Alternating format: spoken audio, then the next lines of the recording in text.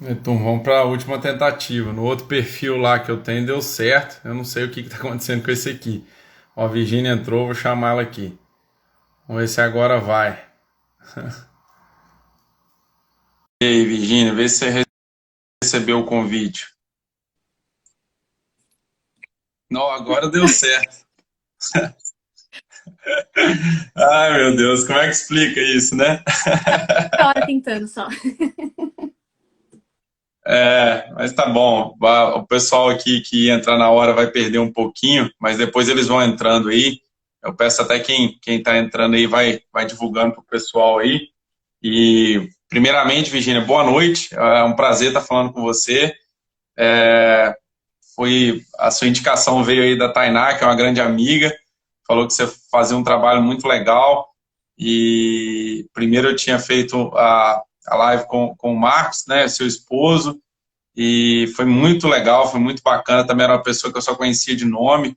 Então foi muito legal fazer essa live e estar criando essas conexões novas também de pessoas aí que são referências. A gente fica muito feliz. E eu já queria pedir de antemão para você apresentar para o pessoal, para quem não te conhece, falar um pouquinho aí o seu nome, sua formação, a sua trajetória profissional, Uhum. por gentileza. Não, eu que agradeço o convite. A Tainá é o máximo, ela é demais, vou agradecer a indicação. E assim, eu e o Marcos trabalham os dois com vaca, os dois com pesquisa, então você sabe, né? Jantar aqui em casa é bem. Só a gente só fala de vaca.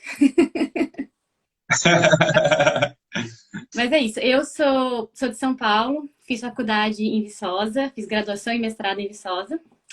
E aí, durante o meu mestrado, eu resolvi que eu queria ir para a indústria. Eu sempre gostei muito de pesquisa, mas no Brasil, especialmente há 6 anos atrás, agora está mudando bastante, o que é ótimo. Tinha poucas vagas Uhum. para doutores. Sempre teve um pouquinho, mas não tanto quanto aqui. Então eu falei assim, não, vou para os Estados Unidos, eu acho que lá eu vou ter um pouquinho mais de oportunidade. E assim eu fiz. Vim para cá. Comecei meu doutorado em Nevada, depois eu transferi para a Universidade da Flórida e defendi por lá.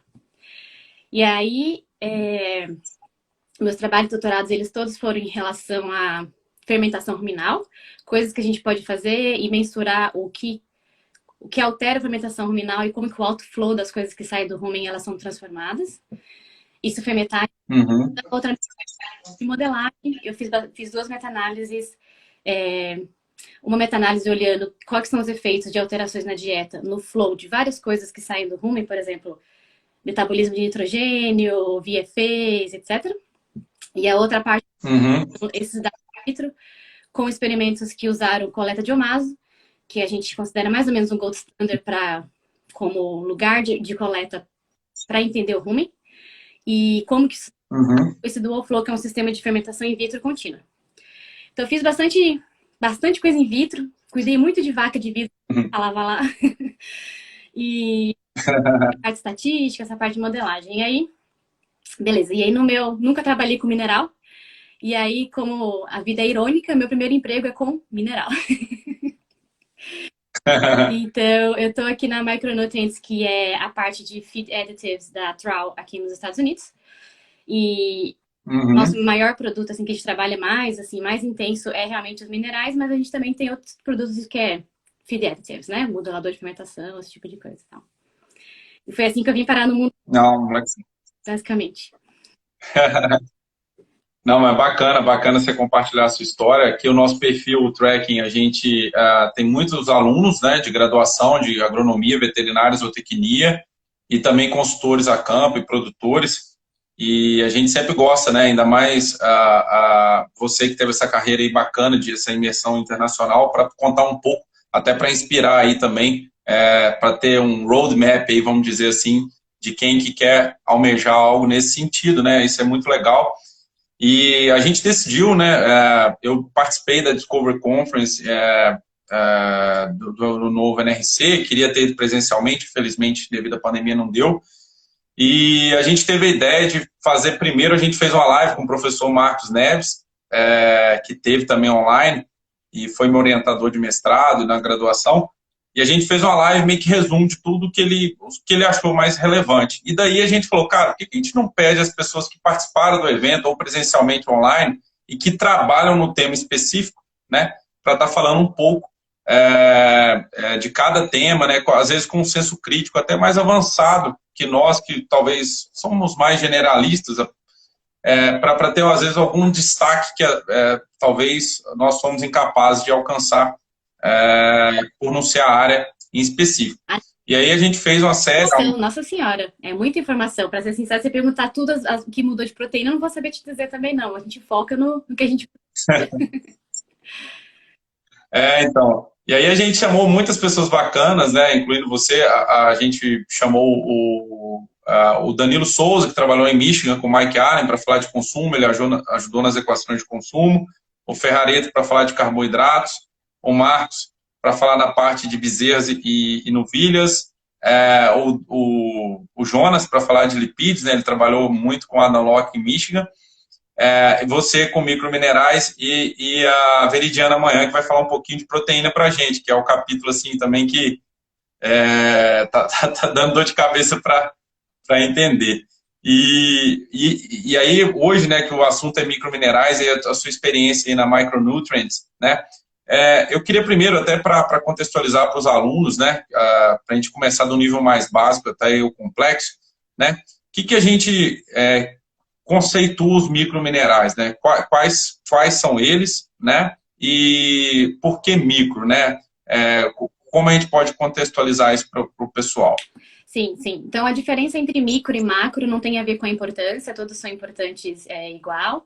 A diferença é a quantidade que eles são requeridos, né? Então, existe bastante controvérsia de qual que é o número, nem vale a pena discutir, mas alguns autores falam que acima de 50 miligramas por dia é considerado macro e abaixo de 50 é considerado micro, mas assim, basicamente macro é em grama ou porcentagem por dia e micro a gente formula em miligramas. Ou ppm, dependendo do que você estiver usando. Assim, sim. Essa é uma outra discussão que a gente pode falar depois, a diferença de ppm e miligramas por dia, mas a unidade é a quantidade que eles são requeridos pelo animal mesmo. Não, beleza. Partindo desse pressuposto, a gente poderia, assim, eu fiz uma lista de alguns aqui, e claro que tem os principais, né? Tem uns que já tem, até normalmente nas dietas basal já supre, né? Só para dar um destaque, né, para os alunos que eles não conhecem, a gente tem, assim, os principais que a gente sempre tem uma atenção maior, que é o cobalto, o cobre, o zinco e o manganês, que talvez o cobre, o zinco e o manganês a gente vai dar um enfoque maior aqui hoje, né? E a gente tem iodo, ferro, selênio e cromo. Sendo assim que normalmente o ferro ele não precisa de suplementação, normalmente ele já tem o suficiente, tá? O selênio, a gente pode depois comentar, ele tem uma limitação do FDA americano para quanto tem que pôr, né? Que é 0,3 miligramas por quilo de matéria seca consumida, né? E o cromo, a gente tem muitos estudos aí, né, que mostram ele melhorar a parte do metabolismo energético, reduzir fígado gorduroso, melhorar a imunidade, mas o que a gente tem até hoje é difícil, né, isso aí também foi até muito abordado na conferência, né, Virginia, que tem a questão da resposta, né, exigência, tipo assim, você suplementa, tem uma resposta, mas não é uma exigência, esse conceito, né, ficou bem... E no cromo eu acho que ele se encaixa nisso, né? Ele é difícil de dosar nos alimentos, mas quando você suplementa a forma orgânica dele, né? Até algumas pessoas podem ficar em dúvida que a gente usa óxido de cromo para marcador de... não. A gente está falando de propionato. Cromo e propionate? Propionato de cromo. Sim, é propionato. Então, até o Bill Wise falou assim, que talvez 6 miligramas por dia seria uma recomendação de resposta, mas nada correlato, assim, exigência é muito complexo falar. Tá? Mas fazendo essa introdução, a gente vai focar naqueles principais. Virginia, o que você poderia, né, falar, né, acho que é um desafio, né, que toda conferência falou, de determinar a exigência, né, dos microminerais. A gente tem um método aí fatorial, né, que estratifica o quanto vai para a mantença, quanto vai para a reprodução, quanto vai para a lactação, e ele não se aplica a todos. Eu queria saber a sua abordagem, né, para esclarecer isso para o pessoal. Beleza, só um comentário rapidinho em relação a cromo. Cromo é muito parecido com colina. Colina também não entrou no NRC esse ano, ou essa versão. E Uhum. discute muito é que só porque, igual você falou, só porque tem uma resposta a leite não significa que se você não fornecer, a vaca vai morrer. De uma maneira bem simples de se pensar nisso aí, claro que é um pouco mais complexo. Então, Uhum. experimentos mostrando que especialmente cromo, ele é importante no metabolismo de glicose. E quando a gente, aqui nos Estados Unidos até que usa bastante para vaca em transição, mas é realmente aquele período curto, porque a vaca está num desafio muito grande. Depois disso, não se Uhum. usar cromo muito, assim, porque ela não está mais desafiando Uhum. de glicose a partir daquele ponto ali. E é um raciocínio muito parecido com colina. Tem muito experimento por aí. Alguns mostram efeito em leite, mas não foi possível determinar. E cromo tem um problema pior, que existe uma contaminação enorme por cromo, vamos supor, nos moinhos. Então, assim, a metodologia de determinar a contribuição basal que a dieta, né, contribui, é super difícil. Então, assim, trabalhar com Uhum. mineral, com especialmente os trace minerals, ele é assim, é um desafio enorme porque eles estão em todos os lugares, a contaminação acontece o tempo todo e é muito difícil fornecer dietas purificadas, que é aí quando você consegue realmente determinar aquela resposta vindo só do que você está suplementando para o animal. Só um comentário rápido em relação a esse desafio, tá? Agora, o Claro. Bill fala muito nas palestras dele sobre esse negócio de você determinar o requerimento e aí você vai atender 50% da população. Aí você coloca 2 standard deviation, né, para cima e para baixo, e aí você atenderia lá 98% da população. Eu não Uhum. sei se vocês já viram falar, ele fala muito de safety factor, que seria um fator de segurança. Então, qualquer número que ele dá ali, Uhum. 9 ppm, aí você coloca 20% a mais, por exemplo. Aí muita gente me pergunta, dá Uhum. esse 20%?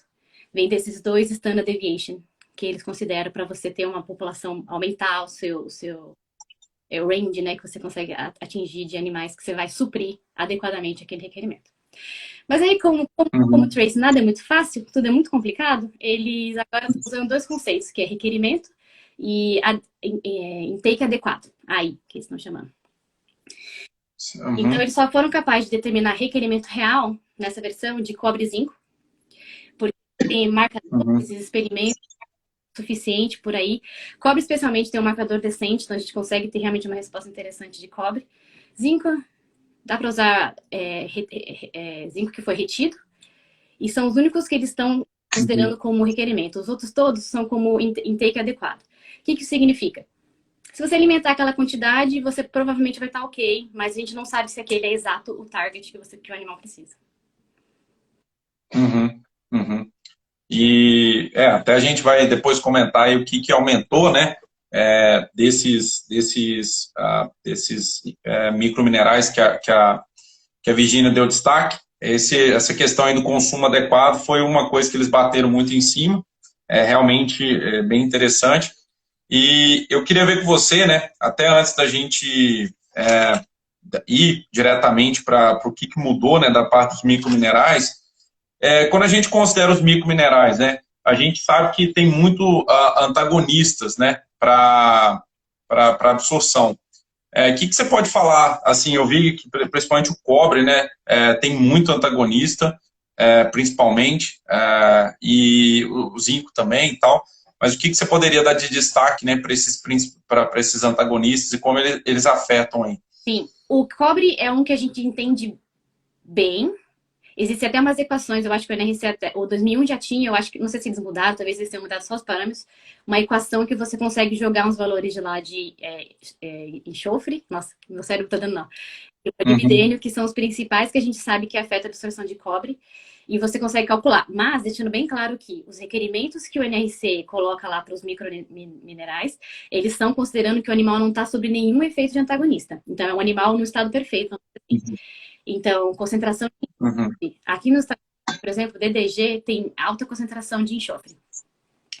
Então, eu não sei como é que tá aí no Brasil. Eu nunca trabalhei com nutrição de mineral aí no Brasil, então eu tô um pouquinho por fora no que tá, quais são os desafios. Mas aqui, dieta que tem muito TDG, dependendo da origem, a gente sempre analisa a quantidade de sulfato, de enxofre nele, porque o Uhum. requerimento para vaca de enxofre é tipo 0,2%. Qualquer lugar que você tá ali em 0,25, 0,3, você já baixa a absorção de. E é sério, é real. Uhum. Em experimentos, inclusive, isso é usado como modelo. Quando você quer testar fontes, essas coisas, a gente até põe esses antagonistas para você fazer o animal entrar num estado de deficiência mesmo. Então, 2 bem Uhum. claros e conhecidos que a gente entende bem para cobre é molibdênio e enxofre. Para zinco, a gente sabe que, assim, alta concentração de cobre, tipo, muito alta, tipo 1:1 de cobre, cobre-zinco, pode abaixar a absorção de zinco porque eles competem por transportadores. E aí é uma competição no nível, assim, intestinal. Nível de absorção. O cobre, essas coisas que acontecem com cobre e com enxofre, é tudo no rumen. Eles formam uns complexos no rumen, e aí nem o tratamento ácido da Abomaso deixa eles dissociarem, soltarem desse complexo, então não é absorvido. Então antagonismo significa qualquer coisa que você que diminui a absorção do outro, mas o jeito que essa interação acontece pode ser, tipo, vários lugares, inclusive, mas a maioria dele acontece. Não, legal. Até eu estava lendo um capítulo do Large Data Herd Management, que foi escrito pelo Jesse Goff. Ele até fez algumas citações para animal a pasto, né? Principalmente pastagem rasteira, que tem uma ingestão de solo que é importante. E ele tem a citação antiga, estou até aberto com ela aqui, que é de 1974 ou de 75, mostrando que o solo também influencia essa parte, o antagonismo do cobre, né? Um sinal clínico clássico, né? Não sei, é a despigmentação ao redor dos olhos, né? Um sinal clínico de cobre, ou não? É um sinal de deficiência, não necessariamente do antagonismo, mas antagonismo muito forte por um período prolongado vai causar deficiência. Então, sim, mas... Sim. Me desculpa. Deficiência. Um sinal clássico de deficiência de cobre é a despigmentação ao redor dos olhos, né, do animal, do pelo, principalmente se ele tiver o pelo mais escuro, vai ser mais fácil de você detectar. Com Black Angus, por exemplo, ele fica parecendo Red Angus. Fica, tipo, bem vermelho o pelo mesmo. Então, você conhecendo a raça, você vê que ele muda muito. Mas eu vou ser bem sincera com você, Gustavo. Cobre, no mundo de leite, o nosso problema é toxicidade, não é deficiência. A gente tende a estar mais cobre, pelo menos aqui nos Estados Unidos. Tem mais problema com toxicidade, porque a galera tocha, do que deficiência. No corte, isso é um negócio sério. Aí no corte, realmente, porque tem muito animal criado naquelas pastagens naturais, que não tratamento. E aí, no mundo do corte, é mesmo um problema de deficiência. E aí, o que acontece, mais quando as facas, quando a galera corta a silagem muito baixa e vem terra. E eu lembro que eu ouvi isso, você vai achar uma coisa bizarra, mas o pior é que acontece. E muita terra, ela tem muito ferro, e o ferro também é um antagonista para manganês também. Sim, sim. E interessante até nesse livro, né, ele destaca, né, que ele falou assim, cara, você falando dessa parte aí da toxicidez, né, toxicidade do cobre, ele dá até um destaque falando assim, porque ele já viu em fazenda vaca talvez tomando pé dilúvio, né, que tem sulfato de cobre, e ele fala assim, cara, eu não sei como é que essas vacas não tiveram toxicidez por cobre, ele não sabe o porquê, ele dá até um destaque no livro, falando sobre isso, né, porque, como você disse, né, é mais comum a toxicidez, ainda mais ela ingerindo uma quantidade grande, às vezes de uma solução pronta, né, ele achava que isso aí poderia dar um problema, ele não entende porquê, e ele que é também um grande especialista, né, eu acho que ele até publicou uma revisão no Dairy Science, acho que 2018, acho que recomendo aí, né, que fala tudo de mecanismo, é bem complexo. Eu já li 2 vezes e não gravei 10%, sabe? Pegar uma coisa ali, mas ele é excelente mesmo. Ele tem muita pesquisa também com metabolismo de cálcio. Muito. Sim, principalmente com hipocalcemia, nem é o cara um dos que mais estudaram, né? Aqueles experimentos clássicos, ele até removeu glândula mamária, só para ver o efeito, né? E, assim, aproveitando, Virgínia, também uma coisa, outro conceito que eu acho que é legal aqui para o pessoal saber, né? Que é o coeficiente de absorção e biodisponibilidade, né? A gente tem esse aí também foi discutido, e a gente, pessoal, para a gente, o que o modelo nutricional faz, né? Você vai fornecer na biblioteca lá os alimentos que você vai usar e ele vai considerar aquele mineral que está lá em porcentagem, né? Ou em miligrama por quilo, ppm e tal, o quanto dele, daquilo que está ali naquele alimento, o quanto que é disponível, que vai entrar para a corrente sanguínea, né? E aí, em teoria, isso aí seria o coeficiente de absorção. Mas eu vou passar para especialista, porque tem essa descrição da biodisponibilidade que eu não sei se é o que entra no enterócito, é o que entra no sangue, Eu não sei o exato, né? Se tem uma definição. Rapaz, essa conversa aqui a gente precisava de umas 5 horas para... Não, um ano talvez. Essa conversa. Eu já tive tantas conversas com o Dr. Spears, que é um professor de mineral lá da North Carolina. No dia seguinte, na semana seguinte que eles lançaram o NRC, eu marquei uma reunião com o Bill Wise, eu e mais um pessoal do corpo técnico aqui, para fazer umas perguntas para eles, porque é muito confuso e eles não fizeram um bom trabalho de deixar menos confuso, tá mais confuso. Mas vamos lá, ó. Biodisponibilidade, ela, em publicações que você vai ver por aí, ela é sempre feita em comparação a alguma coisa. A gente chama de a RBV, né? Relative Bioavailability Value. Então, ela é sempre relativa a alguma coisa. Então, por exemplo, você vai testar fontes. Você vai escolher uma fonte que você vai considerar ela como 100% ou como 1, whatever. E qualquer coisa acima daquilo, ela foi mais absorvida. Qualquer coisa abaixo daquilo ali foi menos absorvida. Então, por exemplo, no mundo do Trace Mineral, que a gente usa como fonte de comparação, é sempre a fonte de sulfato. Sulfatos, eles são bem constantes, a concentração dele é bem constante. A gente entende mais ou menos bem os efeitos do sulfato. Então, sulfato de manganês, cobre, zinco e tal, como que ela se comporta no animal. Então, você vai ver na literatura por aí, é sempre comparando com sulfato. Então, vamos lá. Para cobre, cobre tem um bom marcador mesmo, que é o fígado. O que é um bom marcador? É uma variável de resposta, que se você adicionar mais ou menos, aquela variável de resposta responde a isso. Vamos supor, se eu der um montão de cobre, aumenta a concentração de cobre no fígado relativamente rápido. Se eu colocar os animais em ciência, ele também vai usar, porque ele é um store, né? Onde ele guarda as coisas. Armazena. E ele armazena as coisas. Isso. Então, para cobre é o mais fácil que a gente usa como exemplo, e é o único que eu acho que se alguém for mudar nesse novo software do NRC, eles vão mudar para cobre. Então, porque você pode usar ceruloplasmin, por exemplo, cobre, a ceruloplasmin é uma enzima que você acha no sangue, só que ela tem muito para responder. Então, ela não é considerada um bom biomarker, um bom marcador, porque ela demora muito. Às vezes, o animal já está usando as reservas e a ceruloplasmin dá. Por quê? O animal está sempre tentando ficar no seu estado de homeostase. Então, se ele está recebendo pouco do alimento, ele vai começar a usar suas reservas. Então, ele vai tentar fazer sempre o sangue, todo o resto tá belezinha. Então, assim, tão complicado. Mas qual que é a definição de biodisponibilidade? Biodisponibilidade é um mineral ou uma coisa que é absorvida e é usada num processo fisiológico. Essa é a definição. Coeficiente de absorção é o quê? É qualquer coisa que foi absorvido. Parece a mesma coisa. Tá. RC, eles estão usando coeficiente de absorção, aquele AC, como a mesma coisa do que... Então, o que eles falam? A biblioteca padrão dele lá, quando você colocar um suplemento para cobre, vai usar o AC para sulfato de cobre, que é 5%. Beleza. Se você está usando um outro produto, faz de conta que você está usando mineral orgânico, ou qualquer outro mineral, fonte de mineral que não é um óxido de cobre, que é uma porcaria, por favor, não usem. Ele é virtualmente não disponível para o animal. Pode ir lá e alterar esse valor. Só que da onde você vai tirar esse valor? Você vai na literatura e você vai buscar os valores de RBV. Então, você vai colocar valores de biodisponibilidade, aonde vai estar escrito a coeficiente de absorção.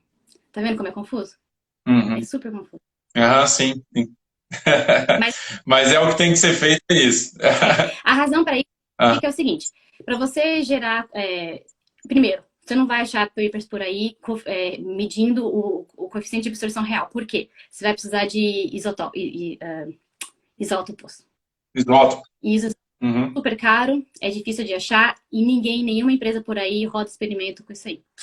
Então, você não vai colocar lá como coeficiente real de absorção. E eles são bastante correlacionados. Então, ele falou que ele acha que para efeito de formulação, assim, tá ok usar esses valores. Então, como é que você vai fazer? Eu tenho um produto que o coeficiente de absorção dele, ele fala para mim que o RBV dele é 2 vezes maior, ou melhor, ou maior, do que o sulfato de cobre. Então, o sulfato de cobre é 5%, então, teoricamente, colocaria 10% como coeficiente de absorção lá. Porém, fique sempre... A maioria dos experimentos que medem isso, eles colocam os animais numa situação não normal fisiológica. Eles colocam os animais numa deficiência, antagonismo. E aí, o que acontece? Quando você coloca isso aí, o coeficiente de absorção do copper sulfate não é mais 5%, agora talvez seja 2,5%. Então, se o seu Uhum. suplemento é 2 vezes o copper sulfate, ele não vai ser 10, ele vai ser 5. Então, assim, super Entendi. confuso. Em resumo, hoje, se você me perguntar, qualquer pessoa, meu cliente meu, chegar para mim e falar assim, olha, eu vi isso aqui, deveria trocar? Não, não troca, eu não trocaria. Eu não trocaria porque a gente, Uhum. na sua fazenda, quais são as condições reais de antagonismo que você tem, você não sabe qual que é o seu valor base, se você vai dobrar ou não, mas você vai dobrar ou não a partir de quanto? Uhum. Deu pra entender? Entendi. Entendi. Não, sim. No fim, a gente precisa de uma recomendação para o pessoal estar usando no campo, É. né? Eu acho que ficou claro. E eu acho que uma outra coisa também que, antes da gente ir para o que mudou, né, dessas exigências de micro, seria, né, quais são os outros, né, efeitos benéficos, né, que talvez a suplementação com os microminerais dão, que às vezes o método fatorial não é capaz de captar. Isso é uma coisa assim, é muito interessante, são as coisas mais novas que tem, porque Trace Mineral não é a coisa assim mais, a gente fala assim, né, sexy, né, tipo, não é igual colina, essas coisas que tá todo mundo sempre mexendo e tal, são coisas que uma vez você tem um programa bem feitinho na sua fazenda, você não vai ficar mexendo nisso toda hora. Uhum, Então assim, uhum, cliente aqui, que às vezes a gente tá mexendo na fórmula e eles falam, nossa, tem 30 anos que eu não olho a minha fórmula. Eu falei, "É." uhum, Então assim, o que que tem de novo é, assim, tem um...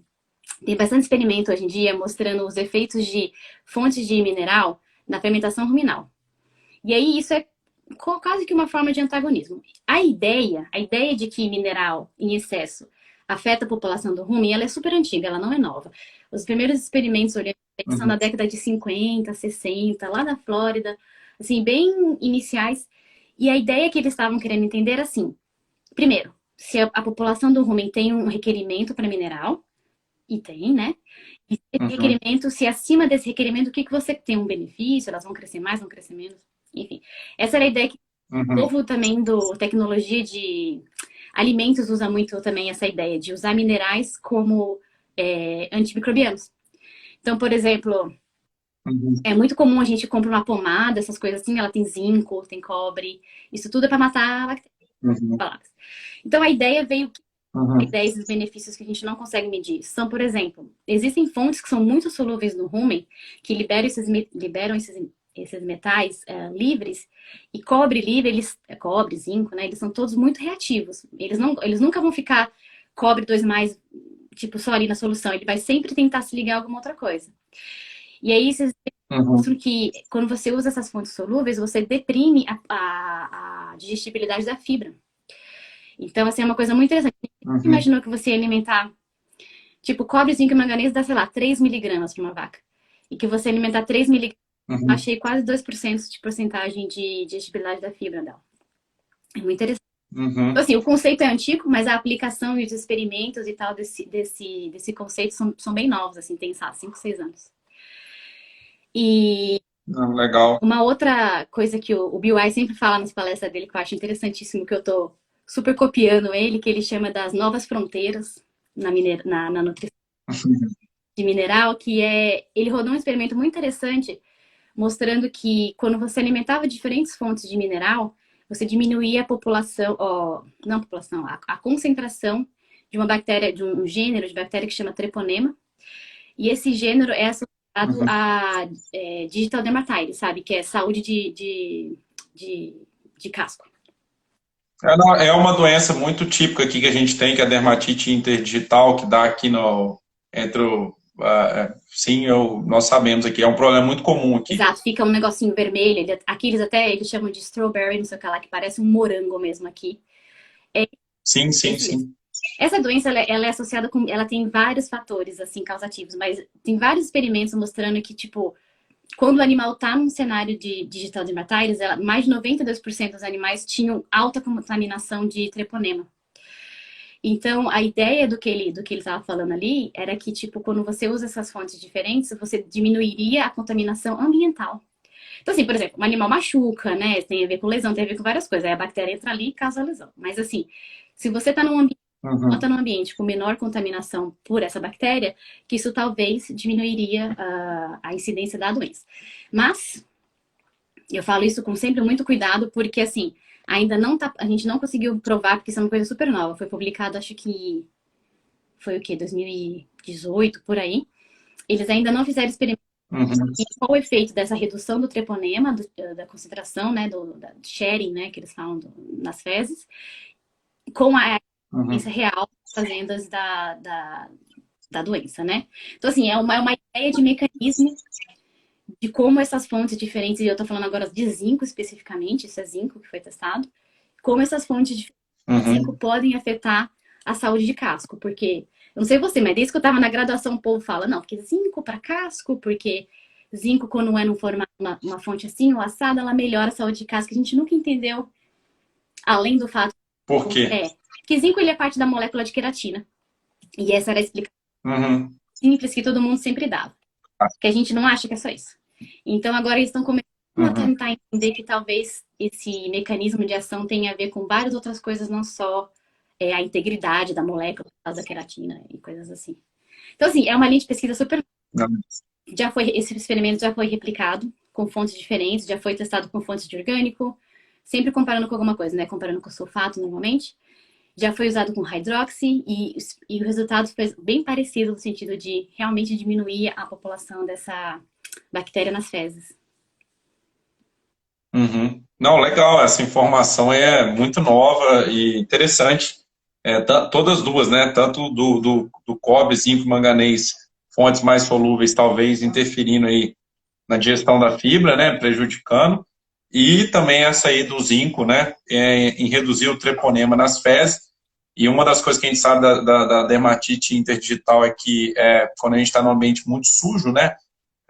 A gente teve esse problema na Exalc lá, só o fato de rapar mais vezes o curral, né, possibilitou, né, além de estar atrelado também com o pé de luva com sulfato de cobre, essas duas medidas em conjunto já reduziu bastante.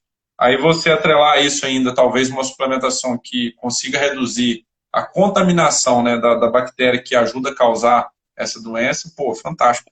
Legal. Essa E sua conexão com pode falar. é muito legal, porque o que acontece? O que você põe no pé de luva? Você lembra? O que é lá dentro?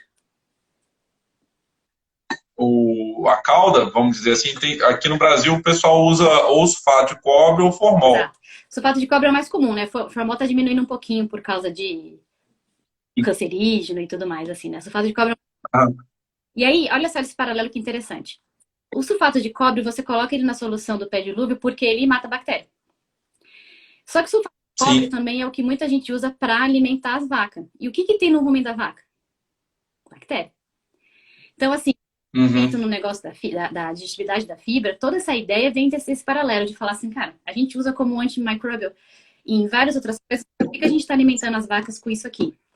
E essa ideia aí, Uhum. eu tenho toda dessa ideia de, tipo, tem mais efeito, né? Se ele tá fazendo um efeito no pé de luva, ele deve fazer algum efeito no rumen. Então, assim, essa linha de pesquisa na digestão da fibra não é que essas outras fontes, vamos dizer, orgânicos, hidróxidos, eles aumentam a digestibilidade da fibra, não.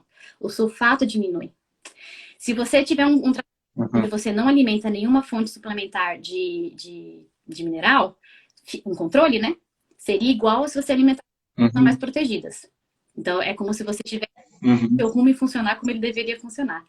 Mas quando você adiciona uma Uhum. solúvel, como sulfatos, são bem solúveis, porque eles fazem ligação iônica e elas dissociam e solubilizam rapidinho, e aí você vai lá e compromete as bactérias. Então, assim, esse paralelo com o pé dilúvio é perfeito, é exatamente essa linha de raciocínio. Não, legal, legal. Assim, para só finalizar, se teria mais algum destaque, né? A gente sabe, é legal você falar isso, e até pouco tempo que eu fiz essa associação, né?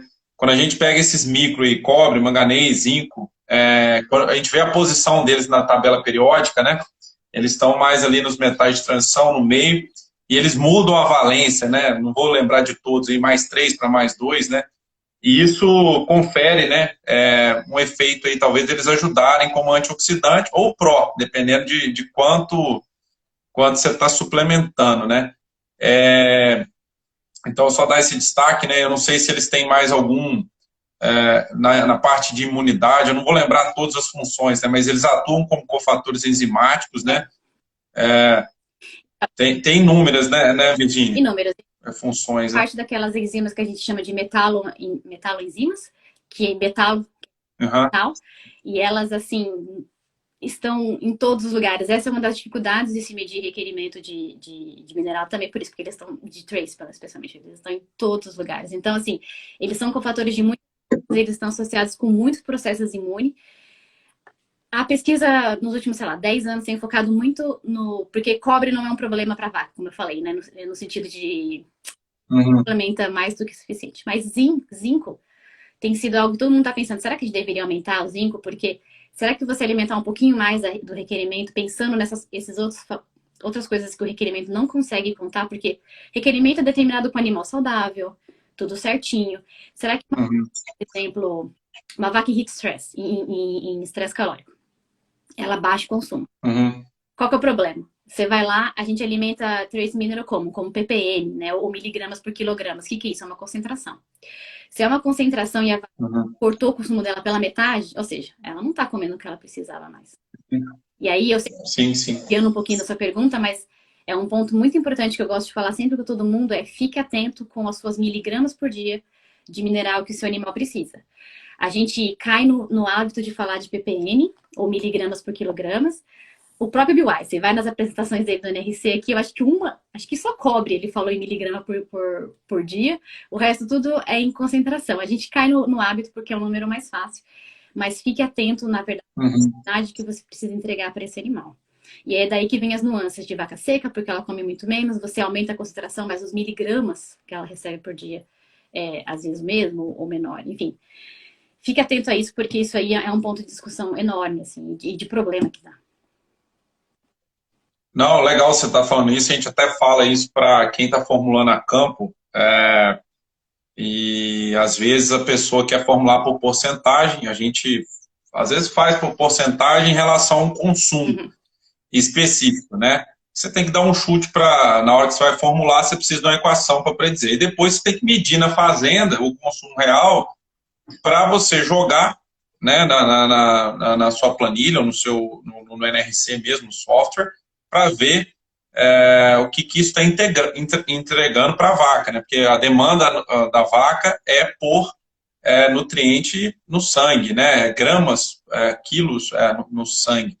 Então, isso é muito legal você dar esse enfoque, isso aí é um erro muito comum, né? Às vezes o nutricionista faz a dieta, cara, a dieta está dando certinho aqui, e por que não está dando? Aí na hora que ele vai medir o consumo lá na fazenda, está 2 quilos abaixo, 2 quilos abaixo do que ele predizeu, né? Então, isso aí, realmente, para todos os nutrientes, isso aí é uma questão que sempre pega, e muita gente erra, e às vezes, por exemplo, você tem duas vacas, né? Até isso é um exemplo de aula, né?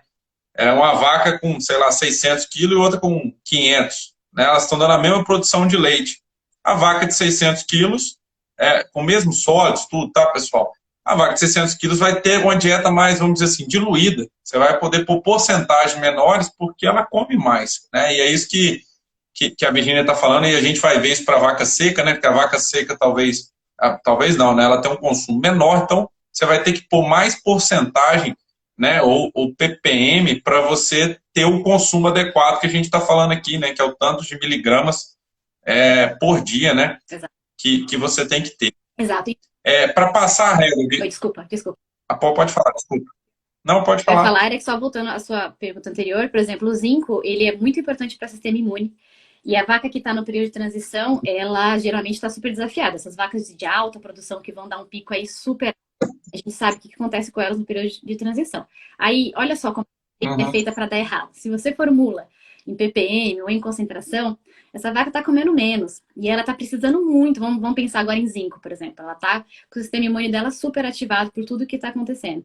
E aí, se você formula, né, você não fica atento com os miligramas que você precisa entregar para ela por dia, essa vaca provavelmente vai ter um período de transição mais difícil, mais desafiador. Talvez ela não vai ter um pico tão alto quanto ela poderia, por causa de, às vezes, um detalhe que a gente não presta atenção. Mas, assim, não se sintam mal. Cara, isso é muito comum. A gente vê nutricionistas aqui super experientes, que têm anos e anos, e falam assim, mas vai pra média, vai dar tudo certo, sabe? Então eu acho que a diferença entre um nutricionista excelente e um bom é você ficar atento a esse tipo de detalhe. Com certeza. E para a gente ter esse número, né, Virginia, a gente tem que medir o consumo das fazendas, que às vezes muita gente não quer medir. É só assim que você vai bater um martelo do que, pelo menos, mesmo que seja do lote, melhor do lote do que nada, né? Vamos dizer assim, né? Para passar a régua, né? As exigências lá, eles até na discussão lá no início do livro, lá, o que deu para a gente ler lá quando eles disponibilizaram, todas as exigências estão em a média mais 2 desvios? Não. Padrão? Não. Antigamente o BioS falava muito, e eu tô falando de trace, tá? Eu não sei o que eles fizeram para os macros, de micro específicos. Sim. Antigamente o BioS dava. Ele dava um número que ele já considerava esses 20%. Agora não. Agora ele tá dando o que ele considera, especialmente cobre e zinco, que são os que têm requerimento mesmo. E mesmo os outros, o consumo adequado lá, número. E aí ele fala que é você usar uns 20% aí a mais. Que é bom. E aí, assim... Tá. E eu vou te falar uma coisa. O que se eu hoje fosse formular uma dieta para uma vaca, o que me faria determinar se eu vou usar 10%, se eu vou usar 1% ou 20% a mais? É analisar a sua dieta base. Muita gente lê o NRC de uma maneira errada. Muita gente acha que aquele número que eles põem lá, vamos supor, 9 ppm, que isso é o suplementar que você tem que dar. Não. Isso aí é o total. Então, analisa a sua dieta. Ver o que especialmente suas forragens. Eu sei que a análise de mineral micro é cara, eu sei que é cara, eu sei que não é uma coisa que todo mundo faz, mas faz uma vez na vida. Uma vez na vida. É o que eu tenho uma ideia do que você tem ali para você conseguir considerar. Você pode usar valores de literatura? Pode, mas eles variam um monte, entendeu? Às vezes eu vou para Califórnia e eu acho a dieta basal com 7 ppm de cobre. Às vezes eu vou para outros lugares e eu acho 10. Então, assim, parece pouco, mas isso é uma concentração, isso faz uma diferença danada. Então, assim, lembra que, vamos supor, a vaca de alta produção, cobre tá 9 de ppm. Se sua dieta tá fornecendo 5, se tá vindo da sua dieta 5, você vai colocar só 4, entendeu? Lembra disso, porque eu acho que muita gente perdeu vaca aqui por toxicidade, porque eles estavam colocando em vez de colocar, considerando a contribuição da dieta. Então, não, legal. Aí, se a sua dieta está fornecendo pouco, ou você sabe que você tem muito antagonismo. Eu estou numa área que aqui é muito comum contaminação de enxofre na água. Então, eu sei que eu estou numa área muito enxofre na água, eu vou ter antagonista. Então, eu vou dar muito próximo dos 20% a mais. 9 ppm mais 20%. Vai daí próximo de 11. Se eu estou numa área que não tenho molibdênio, não tenho nada, né? Tô tranquila, não uso DDG, aí eu estaria mais próximo de 9. Esses 20% é uma coisa que você vai ter que avaliar bem criticamente o que você vai fazer com ele. Tá. Mas assim, o que está lá hoje, a recomendação que eles deram para a gente foi baseada na vaca média, vamos dizer assim. Né? Não tem... Beleza. Quilos, Então, beleza. Tá. Então, passando assim agora para as principais mudanças que a gente teve, tá, do novo NRC com relação aos microminerais. Eu vou fazendo um briefing aqui do que não mudou, só aí depois a parte da mudança, aí a gente discute mais, só para fazer uma recapitulação para quem está assistindo aí, entrou agora na live. Então, assim, pelo que eu anotei, né, a gente falou aqui, se eu não me engano, se eu posso estar errado, 7 microminerais que vamos dizer assim, que são exigidos em miligramas por dia.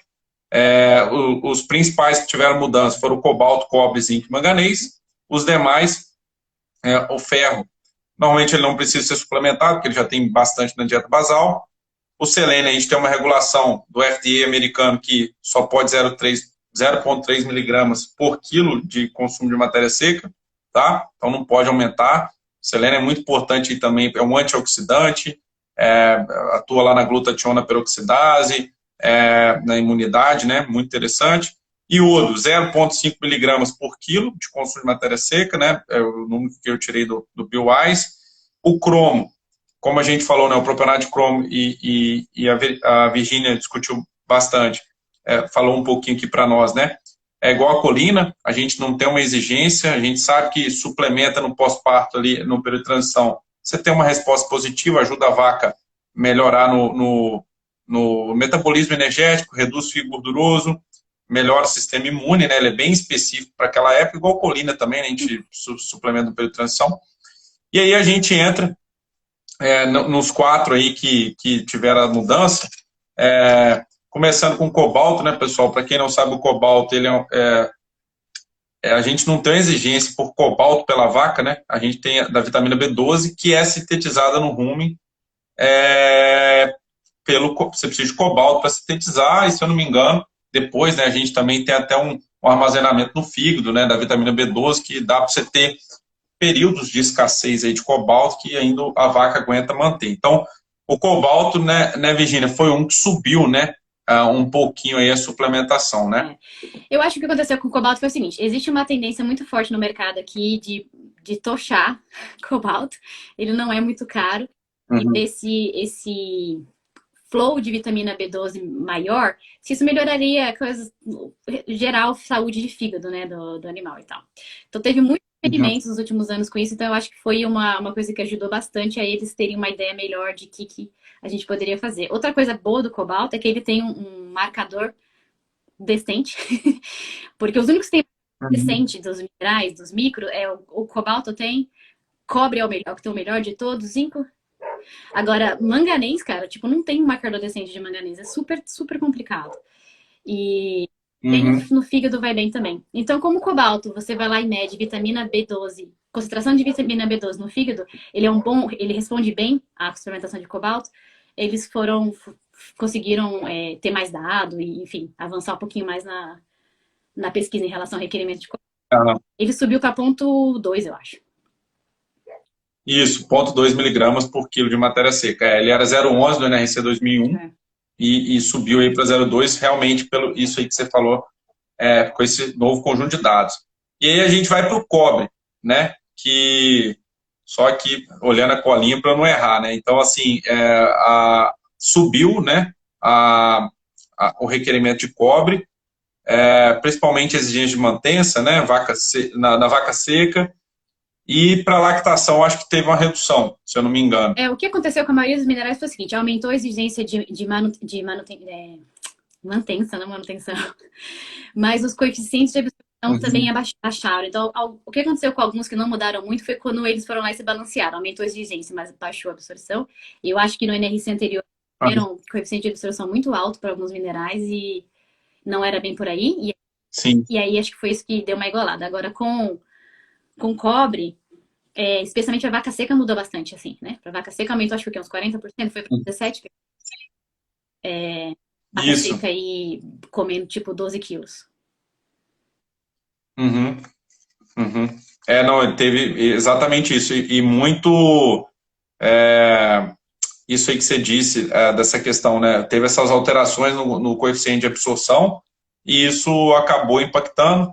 A gente teve também essa parte da parte de mantença, que para todos teve essa subida, né? Até na parte de energia de mantença a gente teve uma subida aí de 25%, né? Foi uma coisa que já era muito discutido, né? Que tinha que ter. Do cobre, né? Foi bem claro aí também que você mencionou. A gente até vai postar depois, pessoal, aqui no nosso perfil, uma colinha aí para os nutricionistas para saber, né? Cada número mais específico. A Virginia comentou que o cobre a gente tem muito mais problema de toxicidade do que de carência, né? A carência é mais observada para o gado de corte, né? E a gente até comentou, que entrou depois na live aí, que um sinal clínico dessa deficiência é a despigmentação ao redor dos pelos, em torno dos olhos, a priori. Depois vem o manganês. Pode falar. Um comentário rapidinho é o seguinte. Para o animal chegar ao ponto dele ficar com o pelo avermelhado por deficiência de cobre, ele já está deficiente há 50 anos. Então, ele é um sinal que a gente consegue visualmente ver bem fácil quando você está, tipo, na estrada vendo os animais. Mas quando chega nesse ponto, sinal que ele está deficiente há muito tempo. Então, assim, aqui nos Estados Unidos já é uma realidade. Eu acho que isso vai chegar no Brasil eventualmente, conforme os laboratórios começarem a fazer... Conforme os laboratórios se expandirem mais e ficarem mais acessíveis de preço, mas coleta de fígado aqui é real, assim. No gado de corte, eles entram no confinamento, eles coletam fígado para todos eles chegam deficientes. Então isso, vou te falar, todas as minhas contas que eu tenho de corte, que eu não tenho muitos, mas que eu sou mais no leite, mas a galera, todo mundo coleta a amostra de fígado, não é tão cara. Todo mundo tem um veterinário aqui para coletar. Uhum. E isso vai chegar no Brasil. Vai chegar, é uma questão de tempo, assim, tá? Não, legal, legal essa novidade, eu não sabia. A gente tem essa deficiência de analisar micro, inclusive macro mineral também nos alimentos, né? E inclusive é um ponto que a gente sempre bate aqui, que o NIRS não tem uma medida boa para isso. Ele solta esse número e muita gente usa. Então, até legal você fazer um comentário aí, qual que seria o método do fígado, aí você já mencionou, mas para alimentos, é o plasma, é a absorção atômica, qual que é o melhor método aí para determinar os macro, os micro, ou que você tem experiência aí que são mais os micro, só para clarear. Qualquer coisa de wet chemistry que não seja NIRS. Vou ser bem simples. Não tem uma curva adequada para os micro, tá? Não usa, gente, real, assim, não. Eu sei que vai soltar. O que você vai fazer com esse valor? Sei lá o que você vai fazer com esse valor, mas assim, para mim, cobre, zinco, manganês, selênio, essas amostras aí, elas estão numa concentração muito pequena, as curvas do NIRS, elas não pegam bem. Tem que ser alguma coisa como absorção atômica, qualquer coisa de wet chemistry, ela vai bem, assim, não usa NIRS. Tá, não, beleza, legal você falar isso só para clarear esse ponto, né? Então, pessoal, analisar forragem, principalmente a forragem, que é o que entra mais na dieta, mas se você puder analisar os outros alimentos pelo menos uma vez, para você ter uma noção aí, não ficar usando só valor de livro. E essa questão aí que tá para chegar aqui, que a Virginia comentou que é legal, é a análise de fígado, né? Para a gente ver realmente, avaliar o status. Para o manganês não é uma realidade, porque ele não tem esse biomarcador aí, mas para os demais aí ajuda pelo menos você ter uma noção. O manganês, então, aí, Virginia, só quais são os seus comentários, né? A gente sabe que diminuiu o coeficiente de absorção e aumentou as exigências. Você tem algum comentário específico sobre ele aí? O manganês foi o que teve mais diferença, mas na verdade a gente já sabia, porque o NRC 2001, o próprio Wise fala, não sei de onde eles tiraram esse valor, na verdade eles deram eu sei de onde, eles sabem, tô brincando. O coeficiente de absorção basal, para dieta basal que eles deram era muito alto, e aí isso gerou números completamente viesados. Então já tem anos já que a gente está usando, não usa mais esses valores do NRC 2001, usava do 89, porque o do 89 era bem melhor, acredite ou não.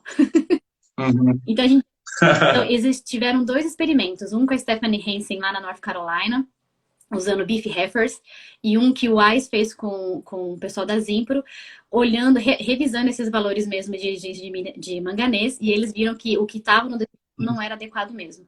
Então, assim, a diferença é enorme, assim, mas a gente já não usava, a gente já usava 89 mesmo, porque já tem um tempo que tá todo mundo vendo assim, não.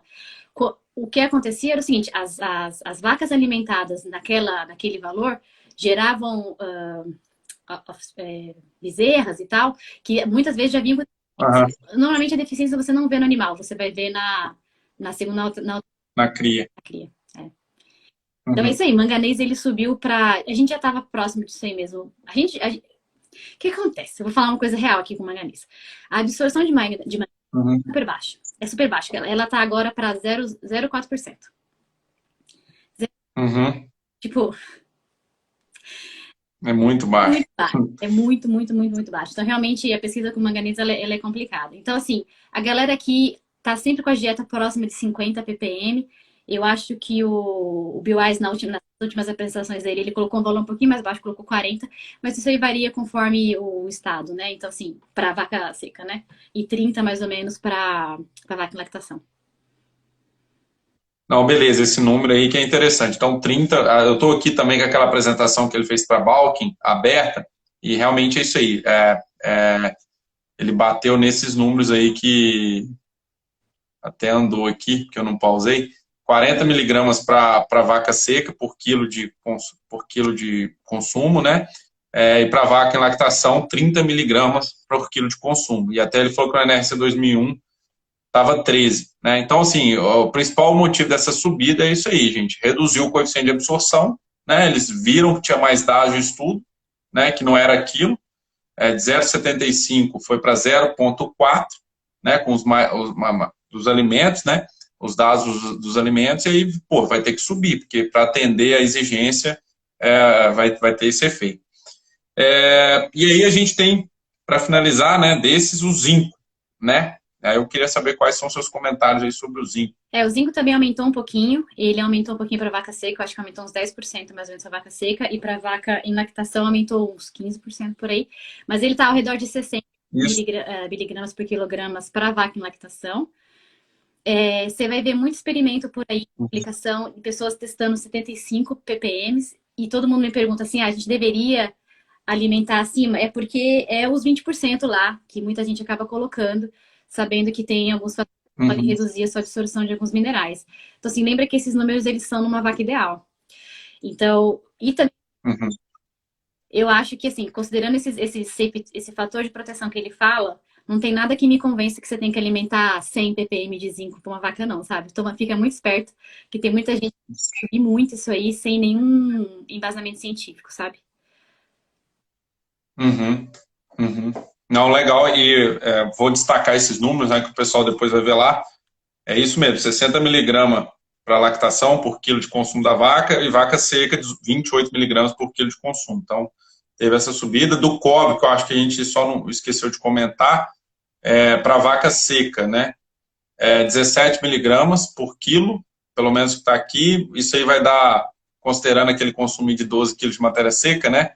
Vai chegar em torno de 205 miligramas por dia. E para vaca de alta produção, reduziu, né? Então, foi para 9 miligramas por quilo de consumo de matéria seca. Só para dar destaque nesses números aí, que às vezes é o que o pessoal quer memorizar, e fica gravar. Esse 9 ppm é para uma vaca de alta produção. A gente está falando de vaca aí produzindo comendo 29 quilos por dia, 29, 30 quilos. Então, é uma vaca... Tem esse destaque aqui, para vaca até 35 quilos, 11 miligramas por quilo. Exato. Tá? Aí eu vou até botar esses valores... pode falar, desculpa. 35 quilos de leite, né? Eu estava falando de 30 quilos de consumo. De consumo. Tá. No slide aqui do Bill, tá assim, para vacas até 35 quilos de leite por dia, 11 miligramas por quilo, 11 ppm. Para a vaca de alta produção, que eu acho que ele considera acima disso, né, 9 miligramas por quilo.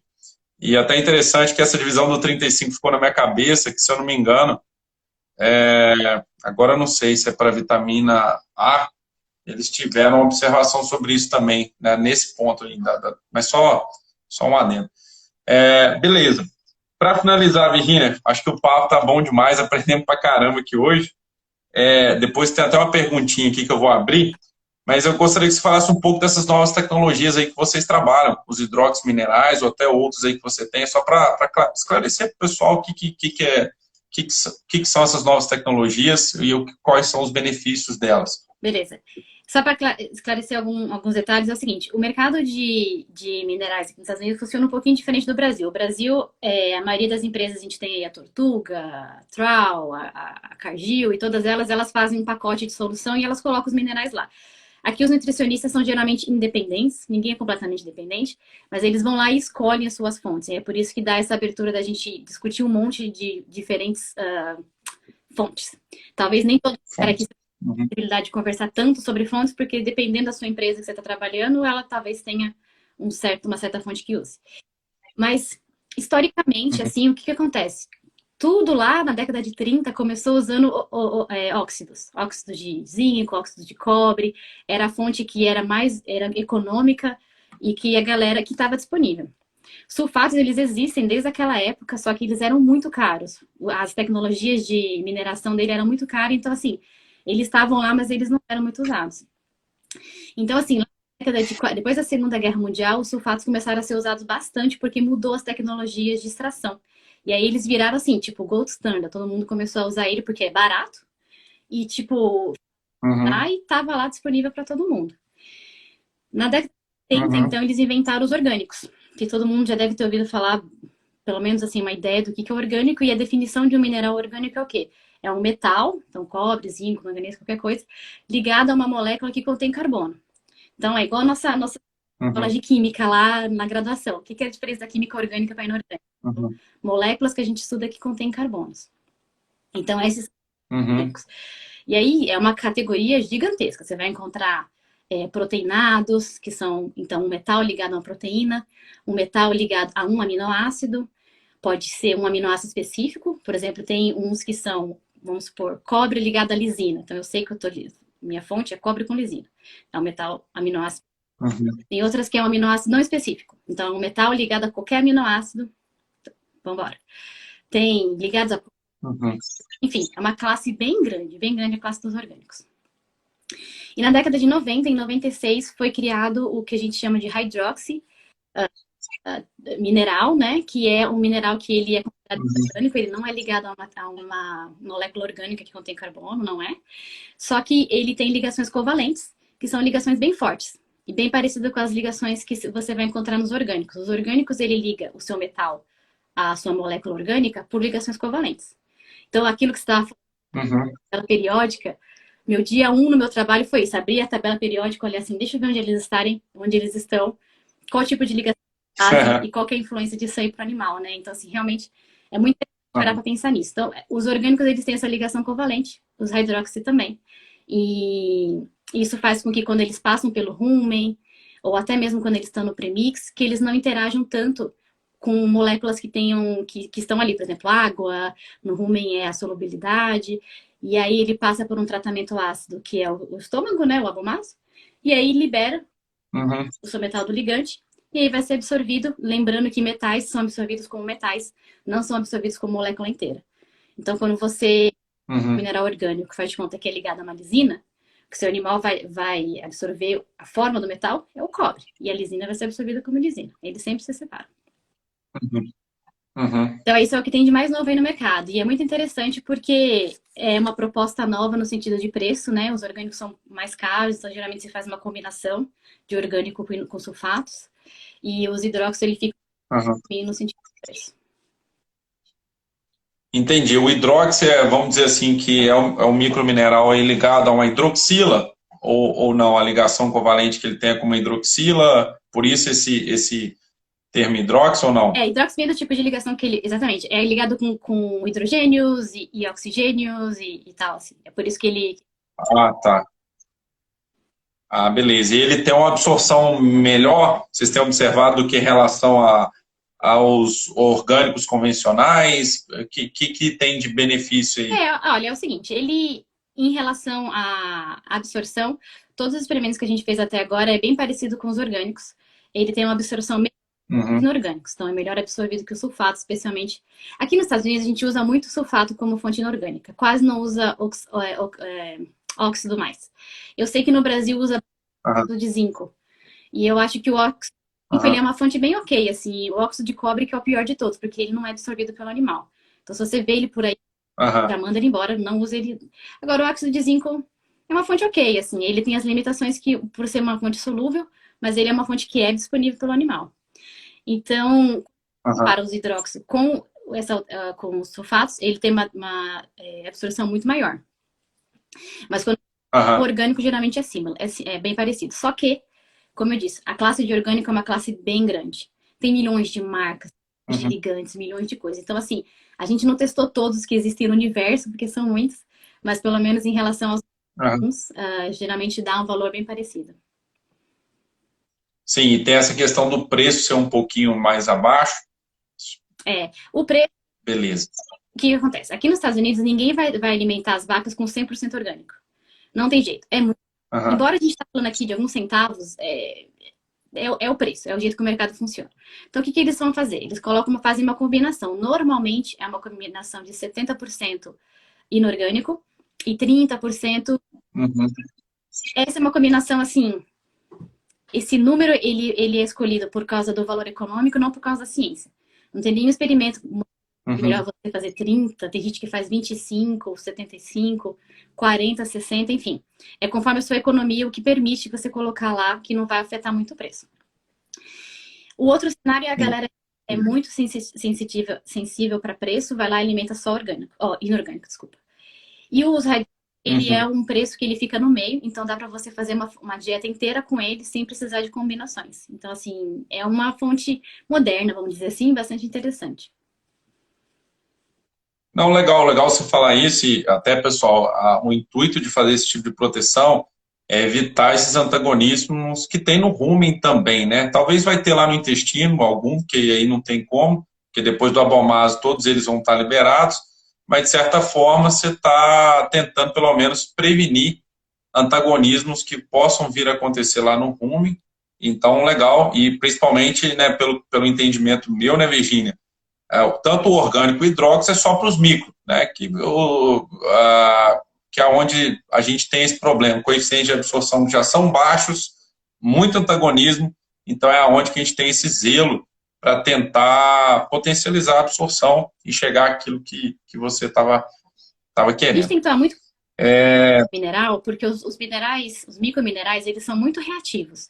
Às vezes eles podem te fazer mais mal do que bem. Então, por exemplo, assim, você pensa numa vitamina, um premix que tem vitamina, que a gente chama de VTM aqui. A vitamina é um trem que oxida, a gente sabe. Tanto que muita gente vai lá e coloca antioxidante nos premix por causa da oxidação das vitaminas. Quando você usa essas fontes solúveis, igual o sulfato, mesmo dentro do premix, é possível que aconteça essa dissociação e esses metais vão lá e ligam na vitamina. Vai lá e baixa. A gente tem dado mostrando redução de até 60% da quantidade de vitamina E, que foi o que a gente testou, quando você usa um premix que tem essas fontes muito solúveis. Então, assim, muito antagonista, assim, a raiz dessa palavra, ela é isso aí mesmo, é dentro do animal, mas reações negativas com fontes solúveis, elas podem acontecer em vários estágios da cadeia, assim. Não, legal. Eu tinha visto até um estudo, eu não sei se foi do Bill Wise, mas mostrando essa parte aí, principalmente fontes com sulfato, né, que são mais solúveis dos micro, tendo esse problema, reduzindo a viabilidade da vitamina. E isso é uma coisa que pouca gente sabe aqui, né? Você está armazenando lá seu mineral, às vezes o cara compra para 3 meses, 4 meses, faz uma compra grande, fora o tempo que ele já ficou estocado lá na fábrica antes de vir para sua fazenda, e aí você acredita que está tendo aquele aporte de vitamina e não está. Então, principalmente, pessoal, relembrando, esses micro aí, conforme a Virginia falou, né, a posição que eles estão aí na tabela periódica, que são metais de transição, que mudam de valência a todo momento, para uma ou para outra, né? Eles têm 2 valências que eles podem ter. Isso tudo, isso caracteriza eles como pró-oxidante ou antioxidante, dependendo de onde ele estiver atuando. E aí, no caso do seu núcleo, né, ele pode diminuir a viabilidade da sua vitamina E, por exemplo, aí até 60%. Então, tem que ficar atento nisso aí. É muito legal essa dica aí, que é uma coisa que às vezes é muito pouco falada. Foi até bom se levantar essa bola aí. Fez eu lembrar desse estudo aqui. Mas vitamina Virginia, é caro pra caramba, gente. pode falar. Tanto que vitamina é caro. E esses dados que eu tô te falando, tempo de armazenamento de 40 dias. Imagina o que acontece em 3 Sim, com certeza, 40 dias. Depois, até se você tiver o paper, puder me enviar, legal demais. Eu acho que a gente vai até fazer um post disso aí, que é interessante. Finalizando, né? Agradeço aí muito a sua participação, né? E tentamos muito, né? Até dar certo, mas eu acho que valeu a pena, mesmo a gente estando atrasado aí, estamos com 40 pessoas, né? Aqui. Mesmo tá começando fora do horário, tendo esses problemas que a gente teve. Um prazer ter te conhecido, muita informação boa aqui, aprendi demais com você aqui hoje. Queria abrir um espaço aí para você dar uma mensagem final, depois eu faço o fechamento aqui. Não, eu que agradeço. Nossa, se tiverem mais dúvida e tudo mais, acho que o pessoal deve ter seu e-mail para me encaminhar, mandar meu e-mail para eles. Estou sempre aberta aí. Eu queria agradecer a presença, as perguntas e tal. Eu adoro, se me deixar, vou ficar aqui até amanhã falando de mineral. É uma coisa assim que eu tenho assim, aprendido muito e gostado bastante. Mas é isso aí, a minha mensagem é sempre assim, fica de olho, analisa a sua dieta, olha o que tem publicado de pesquisa, não acredita em tudo que você vê por aí, porque existe muita informação que é divulgada por aí, não com o melhor cuidado possível. Não, sim. Acho que ficou bem claro, até depois aqui teve uma pergunta. Por que o FDA regulamenta o selênio para 0,3? O selênio, ele pode causar doença em humano. E aí é por isso que ele é regulamentado pelo FDA. Assim como as fontes de... Existe uma fonte de iodo que a gente usa aqui que chama EDDI, que também é regulamentada pelo FDA, porque existem algumas pesquisas muito antigas que mostravam que isso podia aumentar. Eu acho que é câncer, acho que é incidência de câncer, inclusive. E é por isso que eles regulam. Sim. Não, show de bola.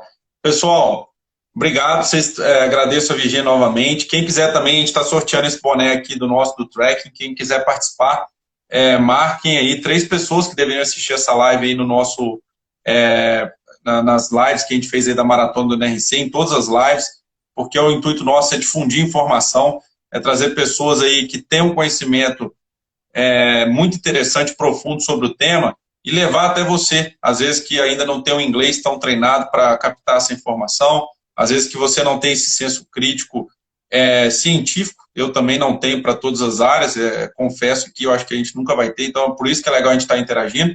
Então, marque aí os colegas aí, depois no final, amanhã, depois da live da Veridiana, na semana que a gente vai sortear esse boné aqui, para os participantes, marquem em todas as lives que a gente fez, 3 pessoas que deveriam assistir. E é isso. Obrigado, Virgínia.